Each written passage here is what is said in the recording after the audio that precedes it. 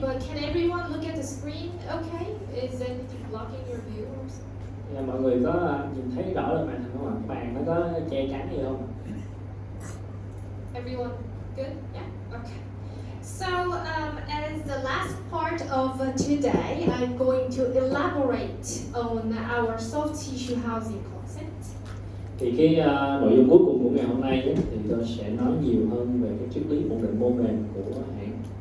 You probably would have understood basically what I mean by the soft tissue housing concept in the morning, but I do want to visit this concept again to emphasize how important it is, and maybe listening in for the second time will give you better ideas. So.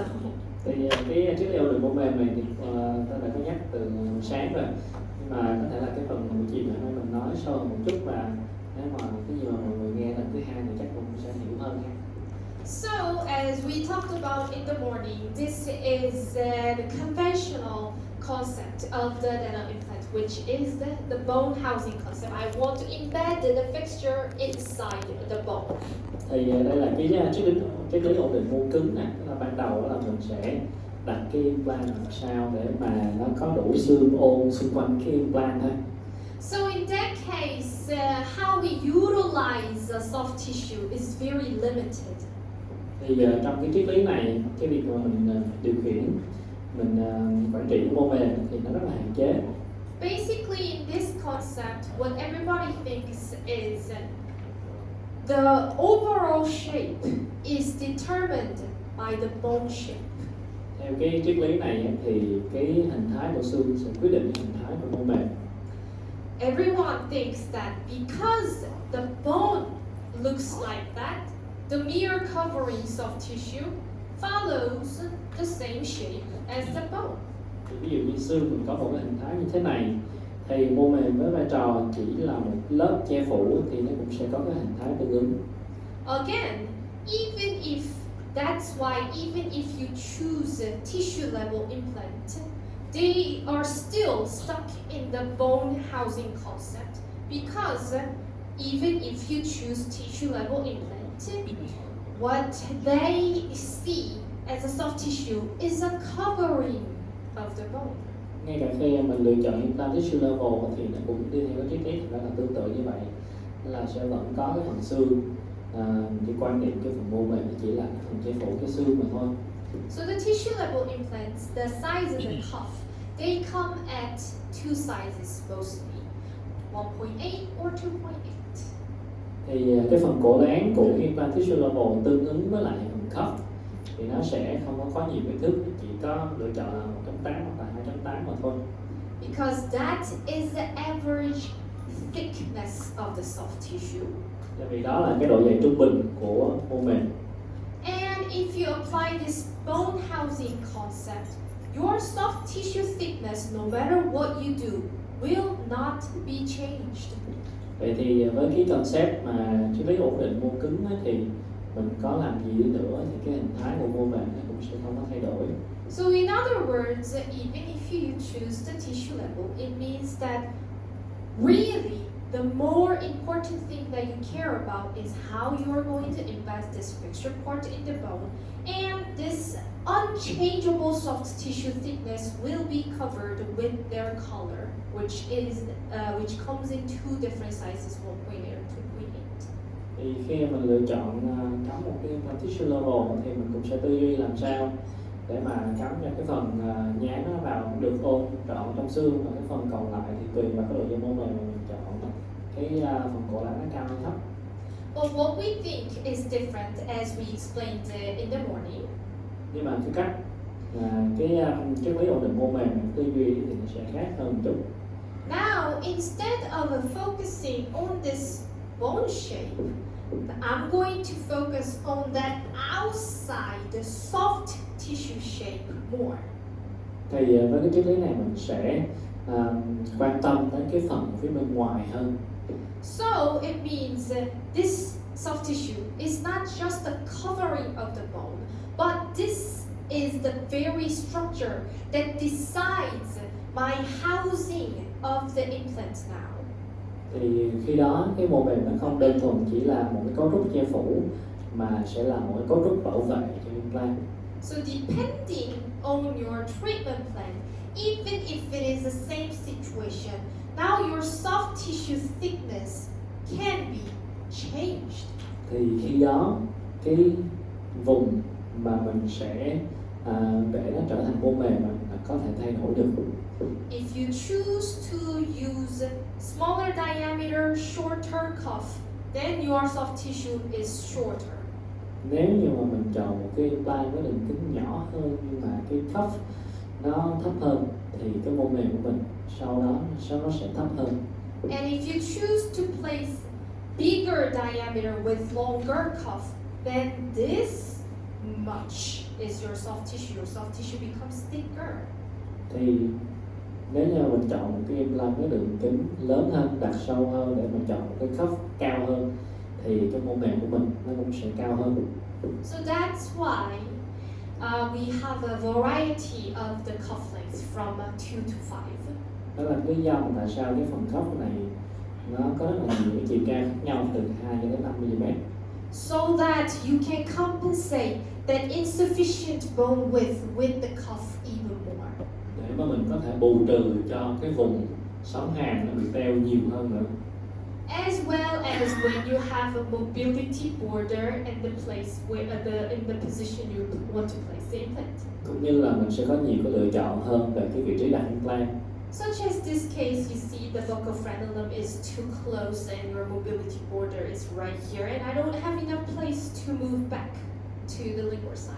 Ví dụ như ở cái này là mình có một cái vị trí mà thắng báo quá cao ở vị trí vùng bắp răng mà mình lại không thể dịch cái vị trí của implant của mình nó về phía mặt trong được.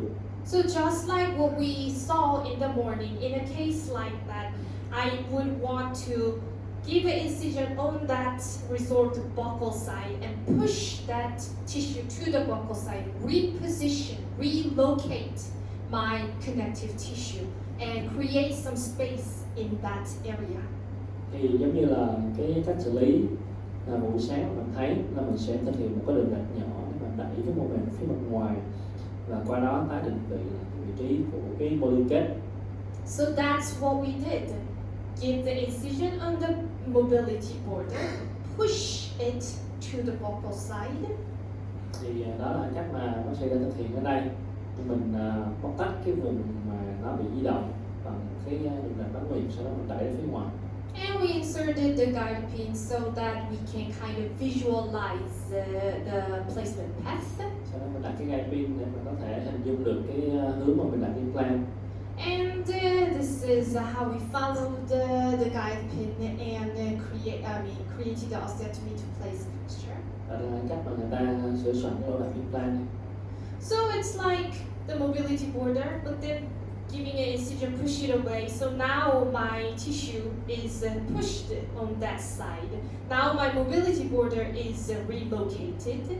Thì khi mà mình đẩy mô mềm ra phía mặt ngoài như vậy thì cái biên giới của cái niêm mạc di động thì nó được đẩy ra phía ngoài rồi. So around my implants there is no mobile tissue anymore.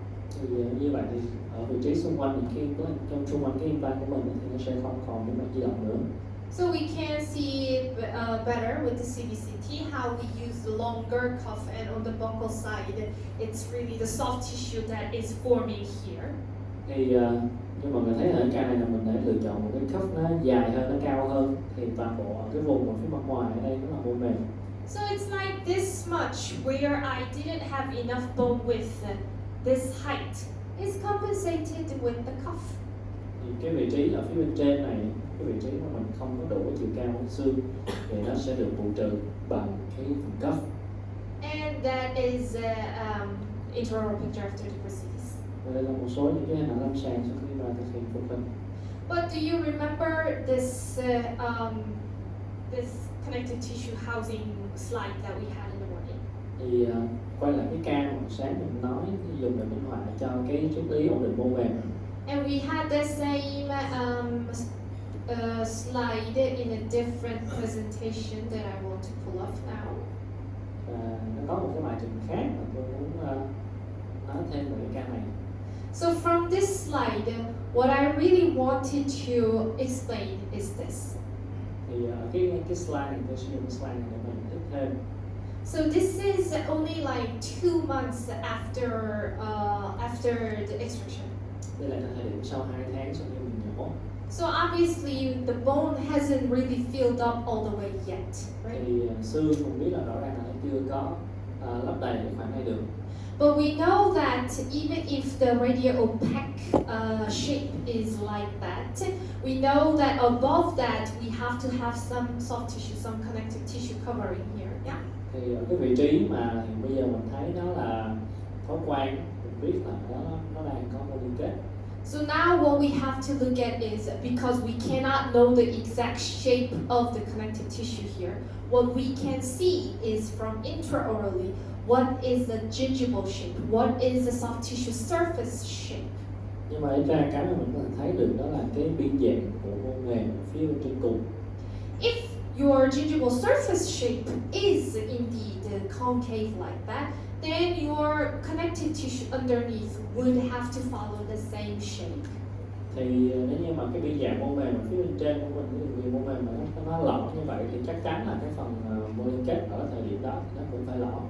But if your soft tissue surface is like that or like that, you know that all that empty space, radiolucent space, is filled with the connective tissue there, right?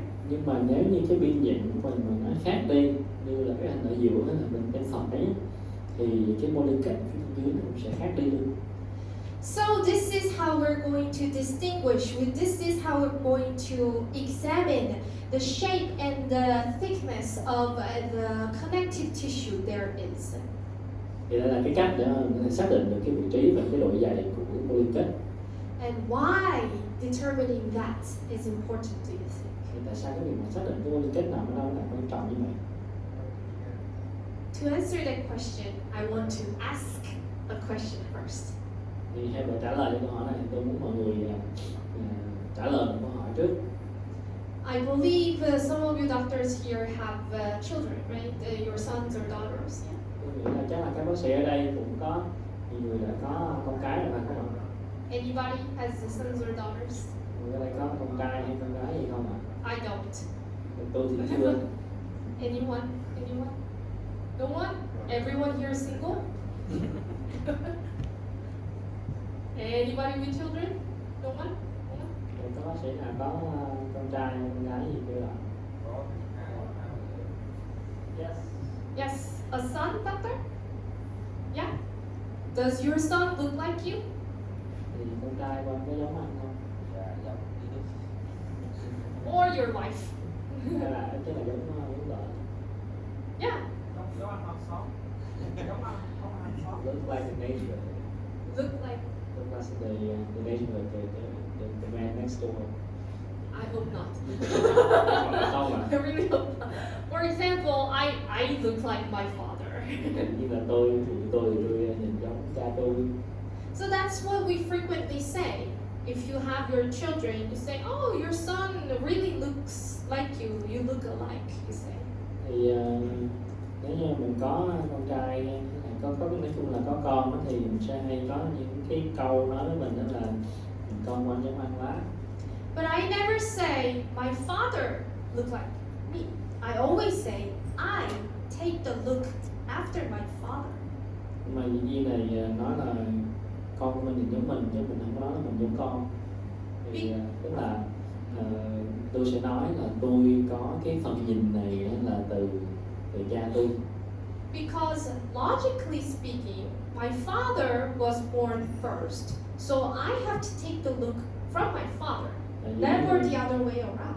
Dĩ nhiên là tại vì cha tôi sinh ra trước tôi thì tôi phải có cái phần nhìn từ cha tôi chứ đâu có thể nói ngược lại được. Then here is my question.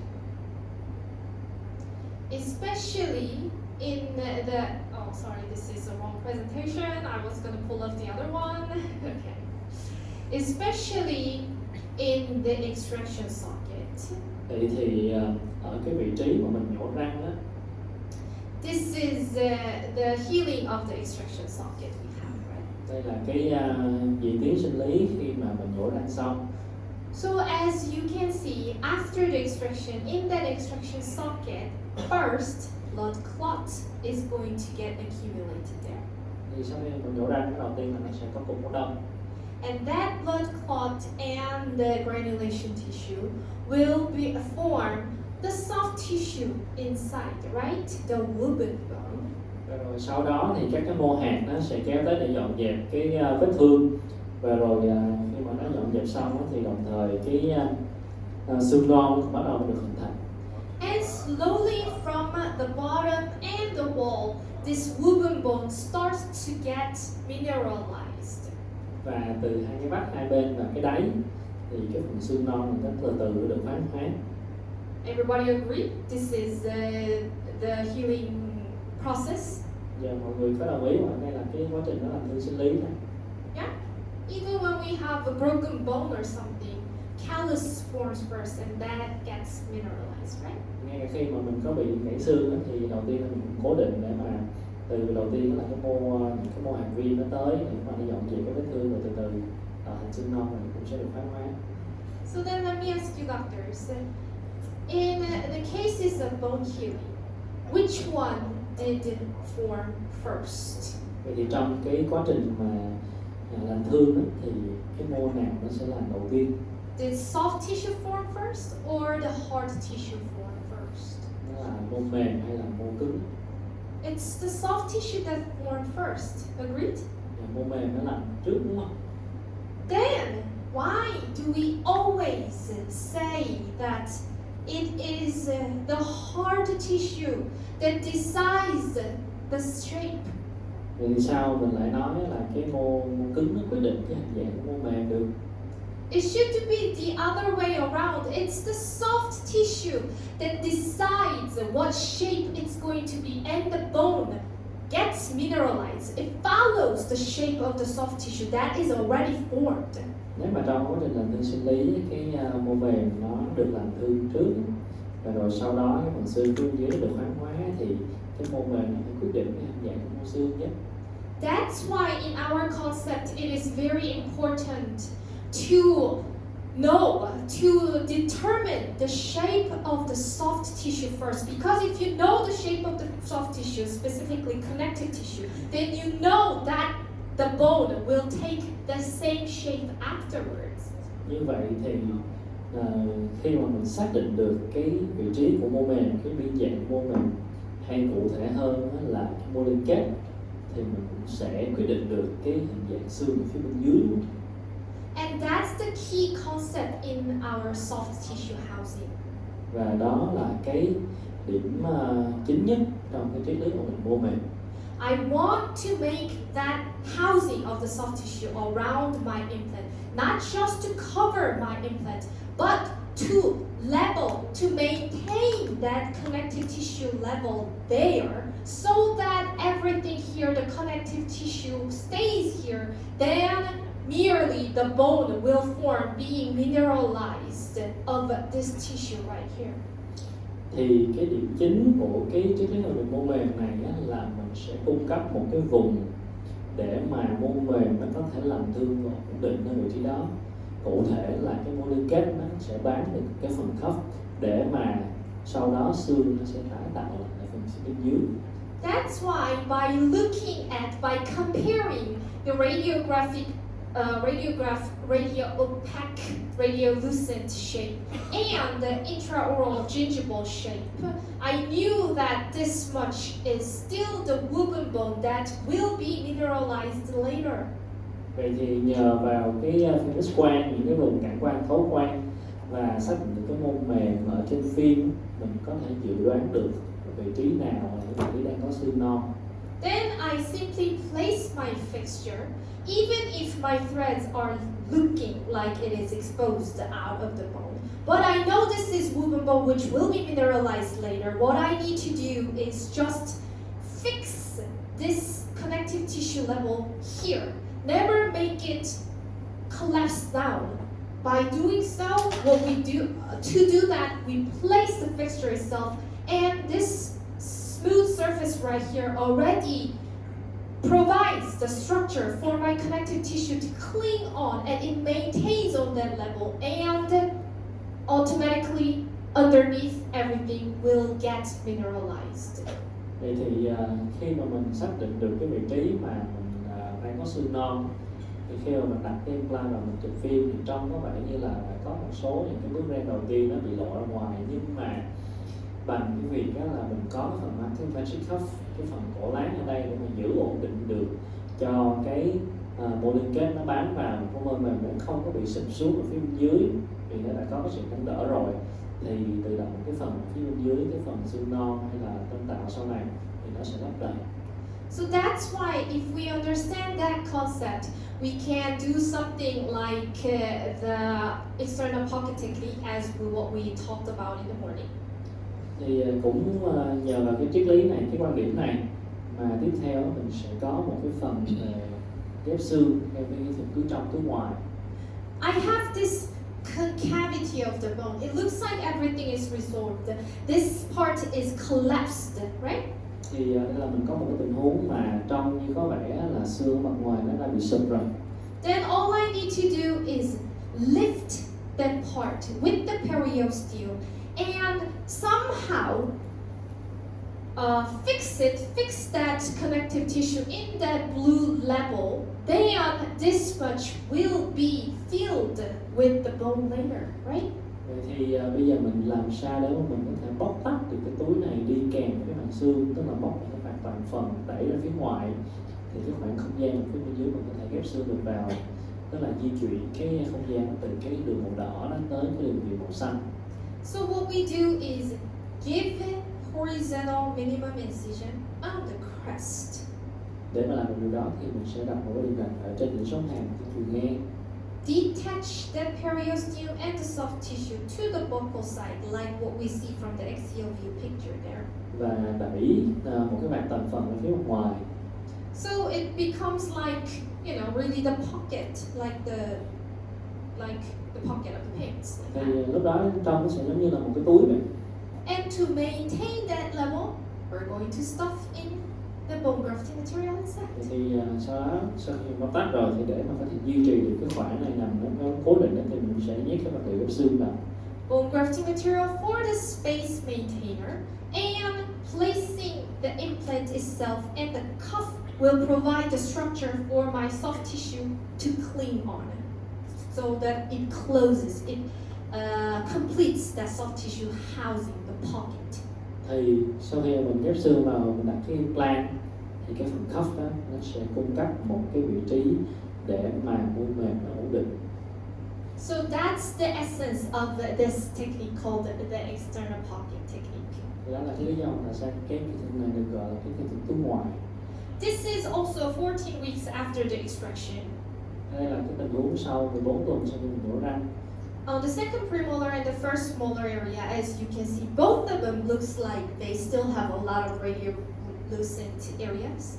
Thì cái vị trí răng 5, răng 6 này đã mất rồi thì mình coi trên cái phim này thì trông có vẻ là nó vẫn còn nhiều cái khoảng nó thấu quang. But as you can see in the molar area, it already had from the intraoral view, the ridge was wide enough. And in the CBCT, it was already the blue line. Even though we had a lot of radiolucent spaces, comparing it intraorally, it already presented wider form, meaning that everything underneath is just simply woven bone, the connective tissue that's going to turn to real bone later. Thì cái nó cắt này theo chiều gần xa mình thấy nó có nhiều cái phần thấu quang như vậy, nhưng mà cái nó cắt theo cái chiều đứng, và ở trên lâm sàng nó mình thấy là cái phần khoảng xương cũng khá là rộng, tức là cái phần ở phía bên dưới mà mình có nó là xương non. That's why we didn't need to do anything special in the molar area, just simply osteotomy, shaping, placing the fixture, that's it, just simple procedure. Cho nên là ở cái vị trí này thì mình không có cần phải làm cái gì nó quá phức tạp, chỉ là cái mặt ra đẩy ra rồi đặt cái implant vào thôi. But in that premolar area, the original ridge was like the white dotted line, and that represents in the CBCT that white line too.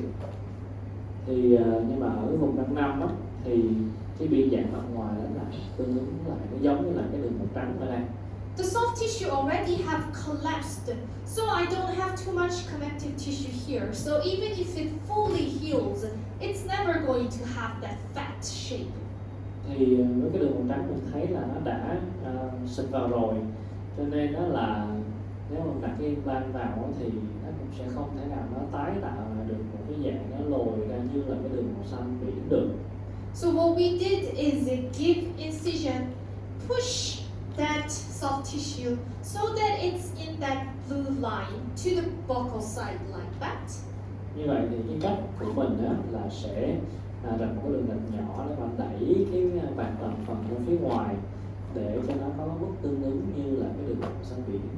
It's like really creating the pocket, and I stuffed my pocket with the grafting material as you can see here. Giống như là tạo một cái túi rồi nhét vật liệu ép xương vào cái túi đó. So with the grafting material, you can see that the ridge is kind of like expanded because I stuffed everything inside it. Cho nên là sau khi mà mình đặt implant vào, mọi người thấy cái biên dạng ở phía bên ngoài nó giống như nó căng phòng lên. So I changed the shape to this fatter shape with the space maintainable grafting material. Như vậy thì tôi đã thay đổi được cái biên dạng từ cái dạng led như là phía bên trái á, thành cái dạng nó phồng hơn như là mình thấy ở phía bên phải đây bằng cái vật liệu xương. Then now, because my implant is surrounded by this soft tissue housing right here, everything underneath will automatically filled with a bone, as you can see here. Thì khi mà mình đặt cái implant vào, nó có cái phần MaGic cuff đó, nó sẽ giúp ổn định cho cái bộ liên kết ở phía bên trên và cái vùng ở phía bên dưới là nó sẽ tự động tái tạo thành xương.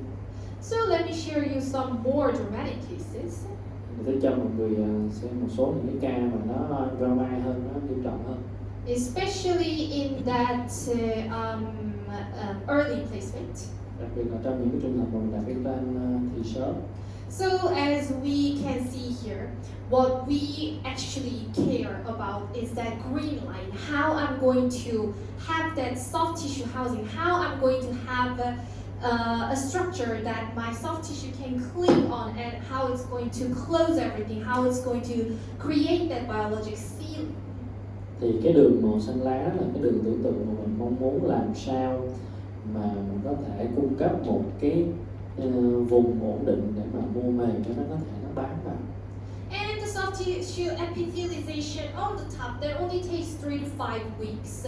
So on the outside, in 3 to 5 weeks, everything looks more or less closed, right? Và cái mô mềm nó thường là nó sẽ cần nó từ 3 đến 5 tuần để nó làm thế, thì tức là sau cái thời gian làm thương này thì từ phía trên đó, nó sẽ gần như là nó đóng kín rồi.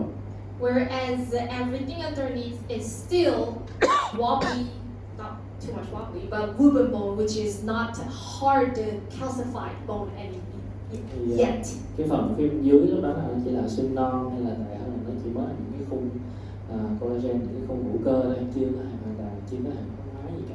So that's the definition of the early placement, placing the implant after the extraction when the soft tissue is closed but the wooden bone is not yet truly calcified.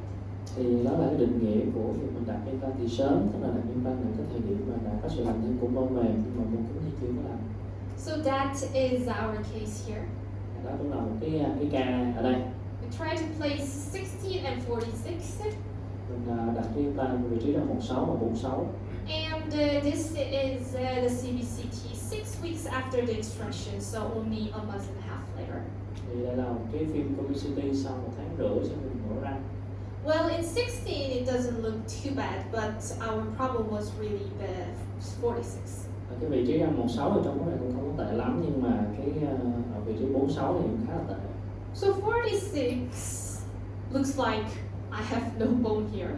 Thì cái vị trí răng 46 thì cái vùng này giống như là mình mất xương hết rồi. But what we have to compare is not just a radiograph like that, but also what we see intraorally.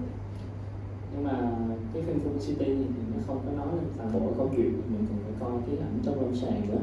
Luckily, intraorally, my soft tissue was kind of fat on the buccal side like that. Rồi may mắn đó là trên lâm sàng là cái mô mềm của mình nó rất là dày dặn. So then I can conclude that, okay, what looks empty here is really the wooden bone that's going to get calcified on its own. Cho nên là mình có thể nói là cái vùng mà mình thấy nó đang khó quan ở đây, ví dụ ở vị trí này thì sau này nó sẽ là xương, vì bây giờ nó đang là xương non. The only thing I need to do is provide some structure here so that my soft tissue can cling onto it and really close on there and really maintain this space on its own. Như vậy thì cái vấn đề của mình chỉ là làm sao cung cấp được cho mô về một cái vị trí bám để mà mô liên kết nó ổn định vào. So that's what we did. This is how we placed the 16 and 46. Đây là cách mà mình đặt cái vị trí 16 và 46. Again, looks like we exposed the whole side of the buccal side. Một lần nữa cái vị trí 46 trên cái span mình trông có vẻ như là nó bị lộ ra toàn bộ ở bên ngoài rồi. But actually, this was only possible because we had that soft tissue actually looking at intraorally. We had that covering there. Nhưng mà thực ra là trên lâm sàng thì mình có cái mô mềm đó nó đang nằm ở cái vị trí màu xanh lá này. Okay, I'm gonna wait until everybody takes pictures. Okay. And again, what is important is that I place a fixture, which, by the way, is the structure and the surface for my soft tissue to cling on and to maintain, create that space. Thì ở đây là sau khi mình đặt implant, mình đã có một cái cấu trúc nâng đỡ và cho mô mềm một cái chỗ bám. And on that part where my soft tissue clings on, where my soft tissue adheres, it is very important not to have any movement there. Và cái vị trí mà mình muốn cái mô mềm nó được ổn định á, thì rất là quan trọng là mình sẽ phải đảm bảo là nó không hề có vi dịch chuyển nào. Oftentimes it is referred as a healing critical zone. Thì thường người ta sẽ nhắc đến cái vùng này như là một cái vùng gọi là healing critical zone.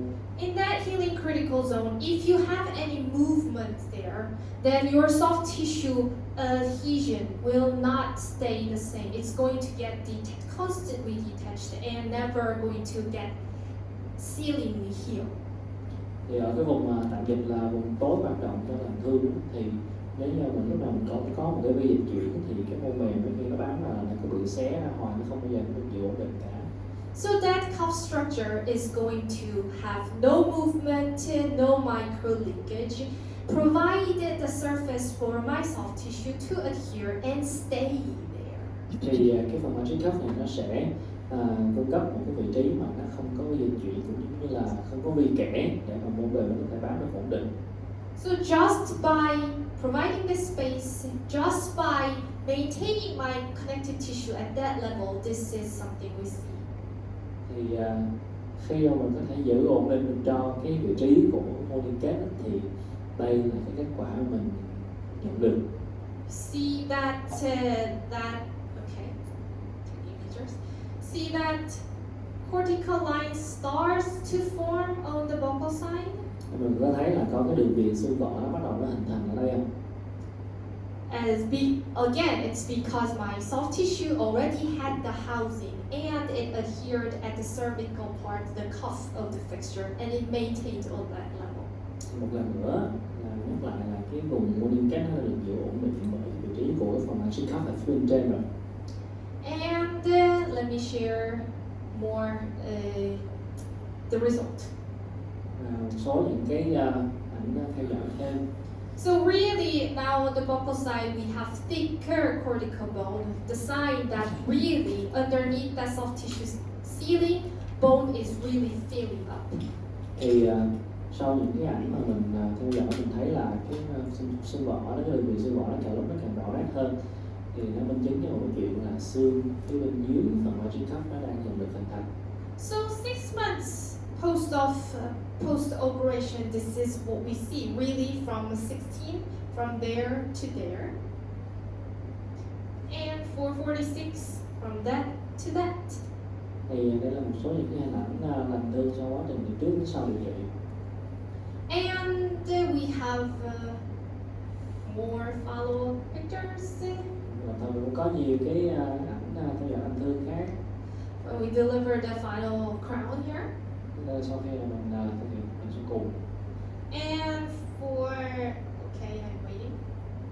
And for months after the full loading. Đây là cái răng mọc sáu sau 7 tháng chịu lực.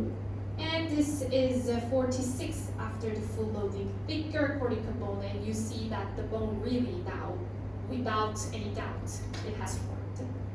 Cái vị trí răng 46 thôi, sau một cái thời gian chịu lực thì rõ ràng phần xương phía dưới được khoan hóa nó càng lúc càng tăng. So that's the concept we try to preach here. My connective tissue, where my connective tissue is, and how my connective tissue is forming the house around my implant is really the key to create the bone in the shape that I want.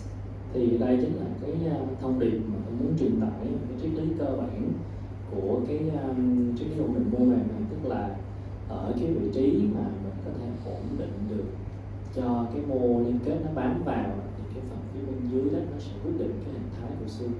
So if we can fully understand and utilize this concept, why not can we apply it in the immediate cases as well? Như vậy thì nếu như mình có thể áp dụng được cái kỹ thuật này cho cái việc mình làm implant sớm, thì tại sao mình lại không thử áp dụng nó cho thực thi? So this is what we see. This is just a classification of Dr. Ilian. Thì là một cái phân loại xương mổ của bác sĩ Elian. He classified it into 3 different types. Type 1 is obviously no bone resorption, no soft tissue recession. Thì cái phân loại đơn giản này á, nó sẽ là cái loại 1 là cái loại mà không có tiêu xương và tiêu mô mềm. Type 2 is you do have bone resorption but not yet severe soft tissue recession. Cái loại 2 là cái loại mà mình có tiêu xương nhưng mà chưa có bị tiêu mô mềm. Type 3 is with recession and the resorption together. Đây là cái mà mình đã cái loại thứ 3 là cái loại mà vừa có tiêu xương và vừa có tiêu mô mềm.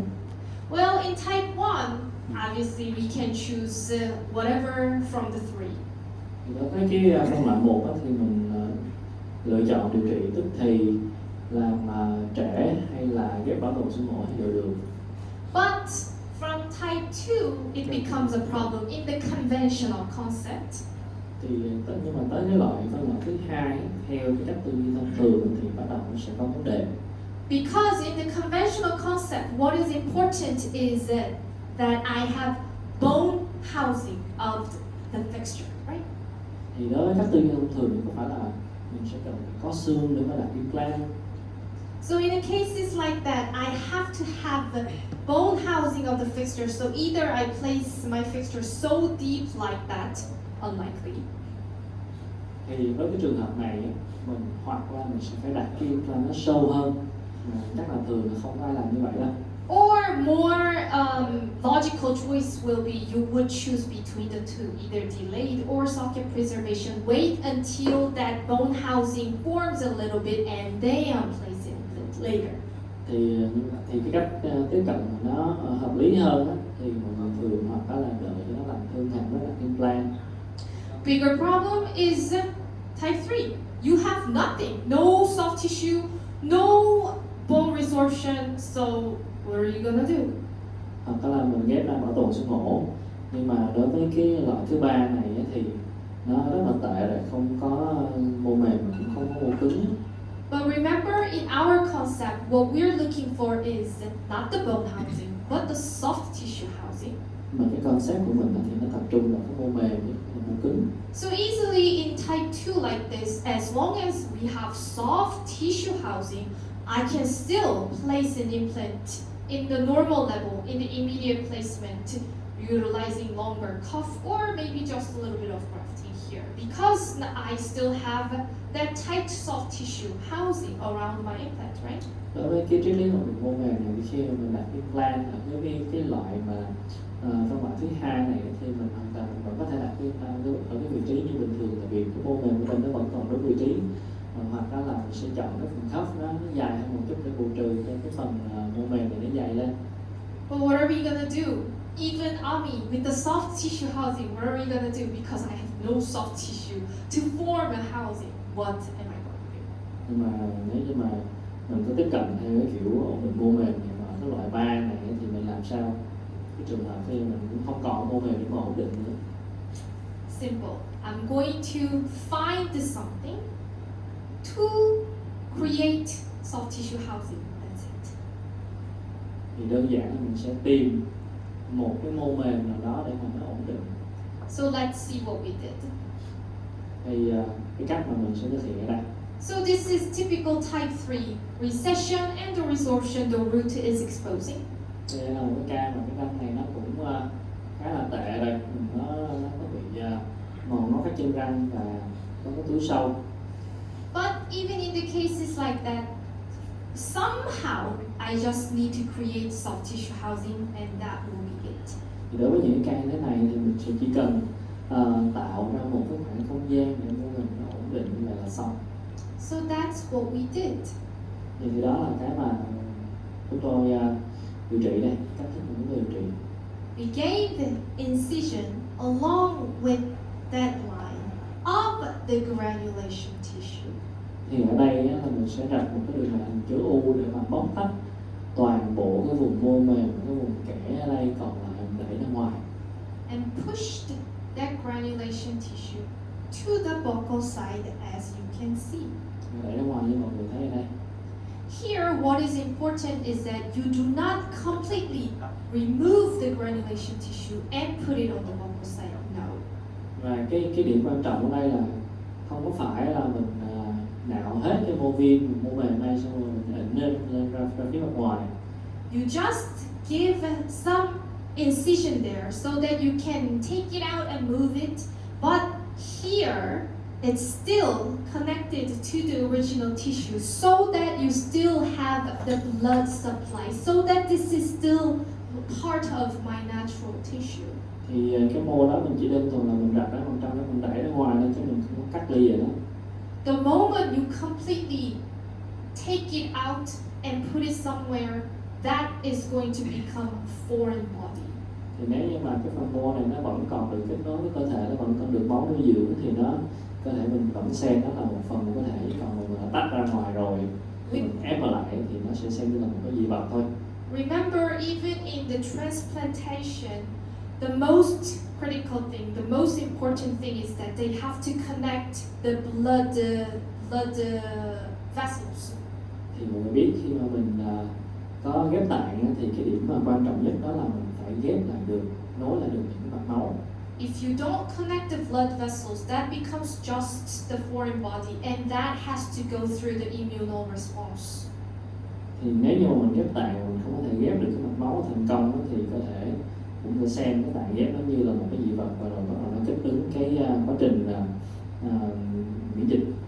But if you have this blood vessels still connected together, blood supply is still supplied from that native tissue. This is still a part of the tissue that is relocated. Thì nếu như mà cái phần mô hạt này mà mình có tách ra ngoài chứ mình không có hoàn toàn cắt bỏ nó thì có thể mình sẽ vẫn xem nó là một phần của cơ thể thôi. It's like the pedicle flap. Nó gần như là một cái gạt xoay vậy. So simply we're going to push that to the buccal side, create that soft tissue barrier. So now it's really from type 3, it becomes a type 2. Như vậy thì khi mà mình đẩy được cái mô mềm ra phía bên ngoài thì cái phần mặt ban đầu nó là cái loại 3 thì bây giờ lại trở thành loại 2 tại vì mình có mô mềm mặt ngoài. It's exactly the same concept as we looked at in the first slides. Nó sẽ giống y chang như là cái concept mà ban đầu mình đã thấy ở cái slide đầu tiên khi mà mình đẩy mô mềm ra phía bên ngoài đây. I just want to give it some incision here, push it there, not completely removing it, just push it there so that it has some space to cling on, but at the same time it is relocated to the buccal side.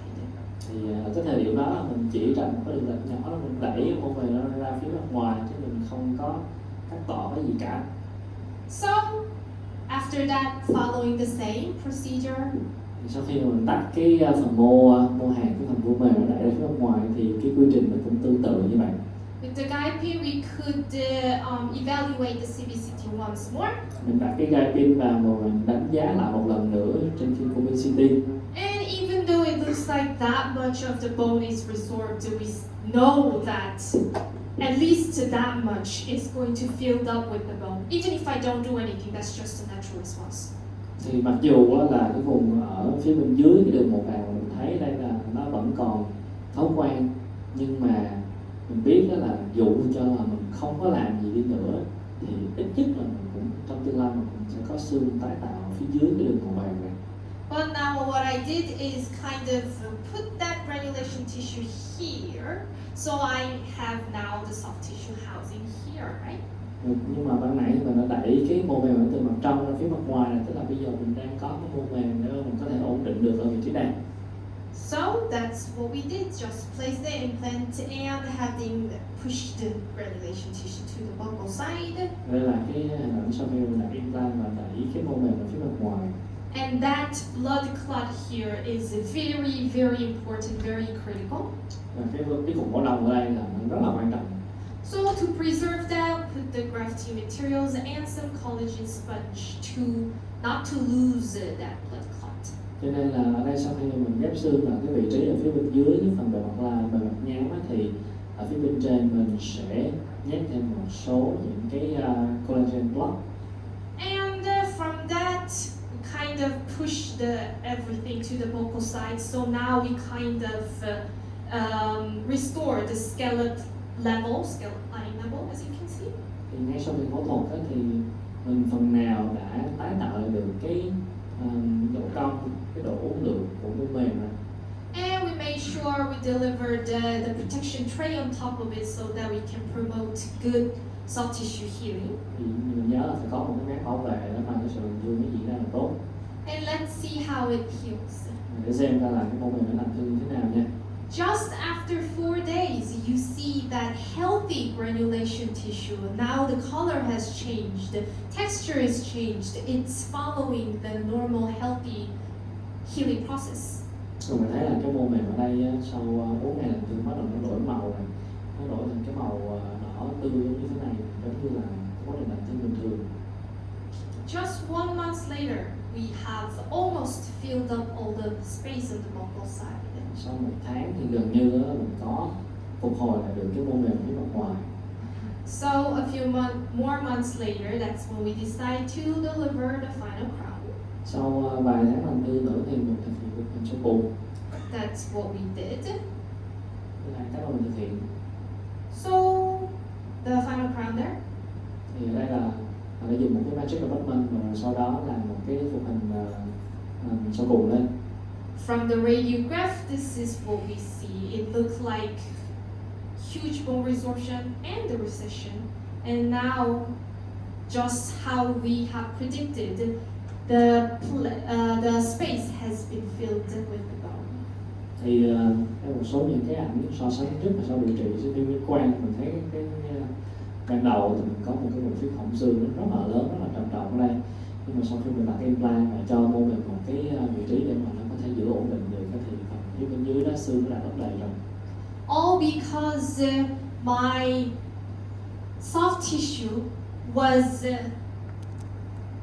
formed. The soft tissue sealing was formed at the neck, the collar, the cuff of the implant there. Tất cả là nhờ cái việc mô mềm nó đã có thể giữ ổn định được ở cái phần MaGic cuff. Once you create that soft tissue housing everything underneath, automatically, just by natural healing potential, it's going to fill the with the bone. Thì sau khi mà mình đã giữ ổn định được mô mềm ở cái vị trí đó thì cái vùng ở phía bên dưới cơ thể mình rồi nó sẽ tự động nó thành xương. So this is what we have from that scallop line to that. Thì ở đây mình cũng có một cái hình so sánh cái độ uốn lượn của mô mềm trước với sau điều trị.